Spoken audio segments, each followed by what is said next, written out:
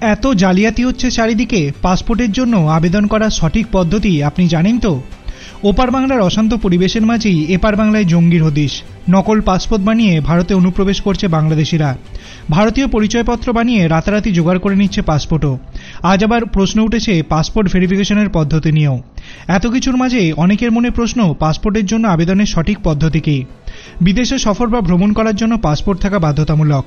এছাড়া পরিচয়পত্র হিসাবেও কাজে লাগে পাসপোর্ট আবেদন করার পদ্ধতি কিন্তু খুব একটা কঠিন নয়। বর্তমানে অফলাইনে পাসপোর্ট অফিসের পাশাপাশি অনলাইনেও পাসপোর্টের আবেদন করা যায়। অনলাইন রেজিস্ট্রেশন প্রথমেই পাসপোর্ট সেবা অনলাইন পোর্টাল passportindia.gov.in ক্লিক করতে হবে। এরপর হোম পেজে ক্লিক করতে হবে। এখানে বৈধ লগইন আইডি দিয়ে লগ ইন করতে হবে।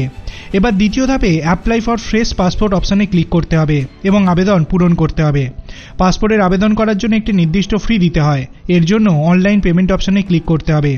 এর মধ্যে credit card, debit card, internet banking বা SBI ব্যাংক চালান দিয়ে পেমেন্ট করতে হবে। পেমেন্ট হয়ে গেলে অ্যাপ্লিকেশন রিসিটের প্রিন্ট বের করে রাখুন প্রমাণ হিসাবে। তথ্য ভেরিফিকেশনের জন্য পাসপোর্ট সেবা কেন্দ্র বা আঞ্চলিক পাসপোর্ট অফিসে যেতে হবে অ্যাপয়েন্টমেন্ট নিয়ে।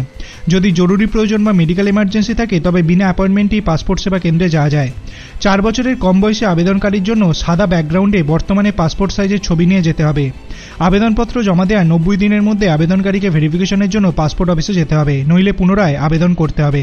আপনি কি পাসপোর্ট বানানোর এই পদ্ধতি সম্পর্কে জানতেন? তাহলে আপনার অভিমত আপনি কমেন্ট সেকশনে জানাতে পারেন। ভিডিওটি ভালো লাগলে লাইক করবেন, চ্যানেলটিকে সাবস্ক্রাইব করতে ভুলবেন না। ধন্যবাদ।